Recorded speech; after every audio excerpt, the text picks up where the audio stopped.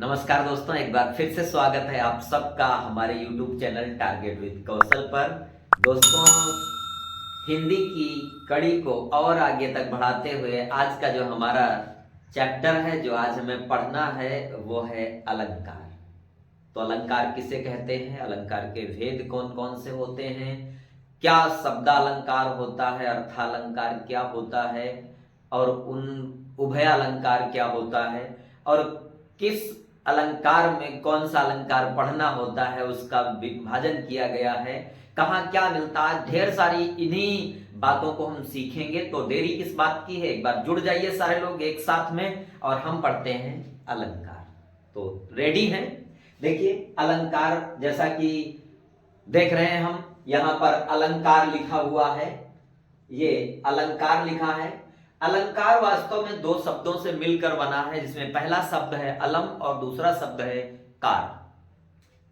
पहला शब्द अलम है और दूसरा कार शब्द है, इनसे मिलकर के अलंकार बना हुआ है। अलम का अर्थ होता है भूषण, अलम का अर्थ है भूषण या सजावट कह सकते हैं हम। तो वहीं कार का अर्थ करने वाला होता है। क्या होता है? करने वाला होता है। हमने कहा कि अलंकार दो शब्दों से मिलकर बना है, पहला शब्द है अलम और दूसरा शब्द है कार। अलम का अर्थ होता है भूषण या सजावट और कार का अर्थ होता है करने वाला। अतः जो अलंकृत करे या भूषित करे वह अलंकार है।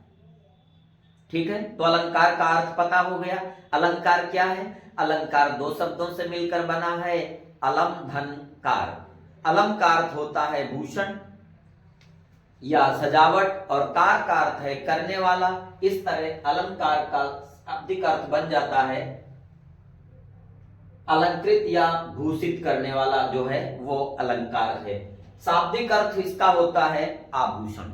जिस प्रकार से किसी महिला को या किसी बाला को आभूषणों के पहनने के बाद में वो सुसज्जित हो जाती है, सुंदर दिखती है, वैसे ही जब भाषा में शब्दों का प्रयोग कर दिया जाता है तो वो शब्द आकर के उसमें चमत्कार उत्पन्न करते हैं, उसकी सुंदरता को बढ़ाते हैं। हमने यहां लिखा है कि जिस प्रकार आभूषण शरीर की शोभा बढ़ाने का कार्य करते हैं, वैसे ही अलंकार का प्रयोग काव्य में चमत्कार उत्पन्न करने के लिए किया जाता है या उसके सौंदर्य को या फिर आकर्षण को बढ़ाने के लिए किया जाता है। एक बार फिर से समझिए कि अलंकार की आवश्यकता क्यों पड़ी, अलंकार जरूरी क्यों है। तो अलंकार के लिए जरूरी है, आज आपकी समझ में आएगा कि अलंकार क्यों आवश्यक है। हमने लिखा है कि जिस प्रकार शरीर की सुंदरता को बढ़ाने के लिए, शारीरिक सौंदर्य को बढ़ाने के लिए आभूषण की आवश्यकता होती है, या ये कहिए जैसे आभूषण हमारे शरीर की शोभा को बढ़ाते हैं, वैसे ही अलंकार का प्रयोग काव्य की सौंदर्य को, काव्य के आकर्षण को बढ़ाने का कार्य करता है। ठीक है, तो अलंकार के भेद जान लेते हैं। अलंकार के भेद से अर्थ है कि अलंकार कितने प्रकार के होते हैं।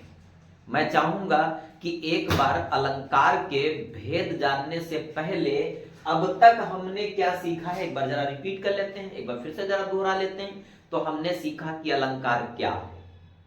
अलम धनकार बराबर अलंकार। अलम का अर्थ है सजावट या भूषण और कार का अर्थ है करने वाला, अर्थात जो अलंकृत करे या भूषित करे वो अलंकार है। अलंकार का शाब्दिक अर्थ आभूषण है। जिस प्रकार आभूषण पहनने से शरीर की शोभा बढ़ती है, वैसे ही अलंकार का प्रयोग करने से काव्य में चमत्कार उत्पन्न हो जाता है, उसका सौंदर्य बढ़ जाता है, उसका आकर्षण बढ़ जाता है।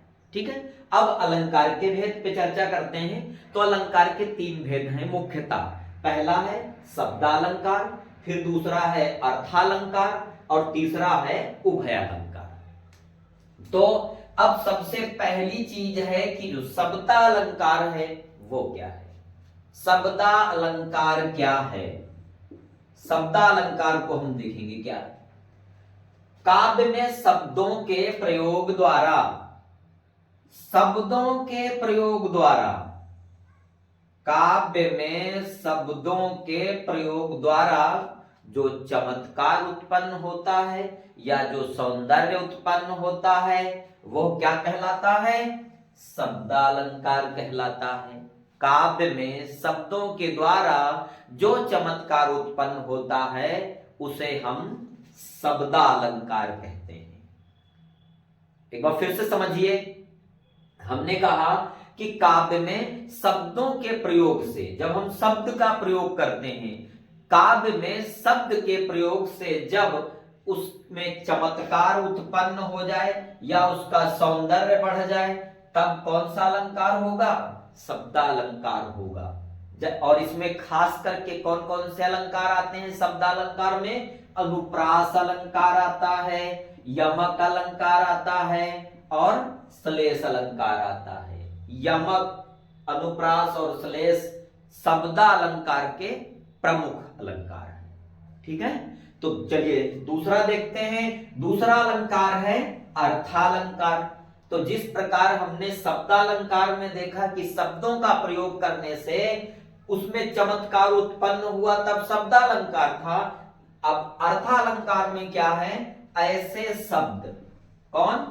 शब्द, ऐसे शब्द जो वाक्य में प्रयुक्त होकर उसके अर्थ को चमत्कृत कर देते हैं या अलंकृत कर देते हैं, उनसे उनका स्वरूप बदल जाता है।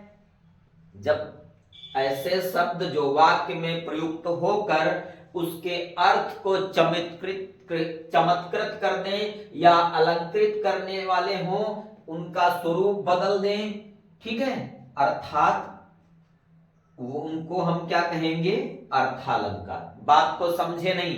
फिर से समझिए। हमने कहा वह शब्द, ऐसे शब्द जो वाक्य में प्रयुक्त होकर उसके अर्थ को चमत्कृत कर दें या अलंकृत कर दें, ठीक है, और अलंकृत करके या चमत्कृत करके उसको एक नया स्वरूप प्रदान कर दें। क्या कर दें? एक नया स्वरूप प्रदान कर दें।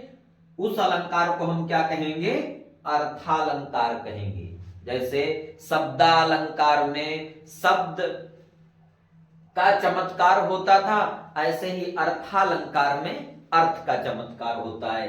अब अर्थालंकार के जो प्रधान अलंकार हैं उसमें उपमा अलंकार है, रूपक अलंकार है, उत्प्रेक्षा अलंकार है, अतिशयोक्ति अलंकार है, दृष्टांत अलंकार है और मानवीकरण इत्यादि प्रमुख अलंकार हैं जो अर्थालंकार के हैं। हम बारी बारी से एक एक अलंकार को पढ़ेंगे।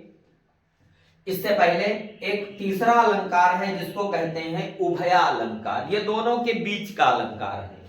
इसमें क्या होता है? उभया अलंकार में शब्द और अर्थ दोनों समान रूप से आश्रित रहने वाले अलंकार को उभया अलंकार कहते हैं। शब्द तथा अर्थ दोनों पर समान रूप से आश्रित रहने वाले अलंकार को उभया अलंकार कहते हैं। तो अब आज हम पढ़ेंगे, ओके, तो उभय अलंकार में हमने देखा कि शब्द तथा अर्थ दोनों पर समान रूप से आश्रित रहने वाला जो अलंकार है वो उभय अलंकार है, जिसमें शब्द और अर्थ दोनों की ही प्रधानता होती है, वहां पर उभया अलंकार होता है। तो आज हमें पढ़ना है अर्थालंकार, और अर्थालंकार में हमको उपमा, रूपक, उत्प्रेक्षा, अतिशयोक्ति, मानवीकरण, दृष्टांत इत्यादि अलंकारों को पढ़ना है। तो आइए हम पढ़ते हैं सबसे पहले उपमा अलंकार। ठीक, इसको मैं साफ कर लेता हूं और पढ़ते हैं उपमा अलंकार।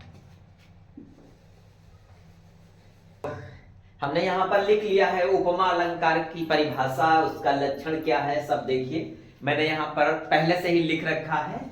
तो यहां पर किसी व्यक्ति या वस्तु, अब जो व्यक्ति है या वस्तु है उसकी किसी अन्य व्यक्ति या वस्तु से, अब खास बात यहां यह समझनी है किसकी और किस से। तो जिसकी वो है उपमेय, वो क्या कहा जाएगा? उपमेय।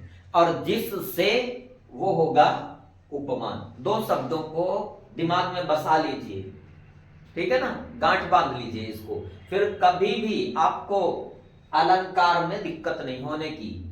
सीधा सा समझ लीजिए, किसकी तुलना हो रही है, किस से हो रही है। तो जिसकी हो रही है वो वस्तु या वो व्यक्ति, उसको कहेंगे उपमेय। और जिस व्यक्ति से या वस्तु से तुलना कर रहे हैं, जिससे उपमा दी जा रही है, उसको हम कहेंगे उपमान। समझ गए? तो किसी व्यक्ति या वस्तु जिसे हम उपमेय कहते हैं, किसी अन्य व्यक्ति या वस्तु से जिसे हम उपमान कहते हैं, उससे जब किसी गुण धर्म आदि के आधार पर समानता बताई जाती है, वहां पर मेरे लाल अलंकार कौन सा होता है? उपमा अलंकार होता है।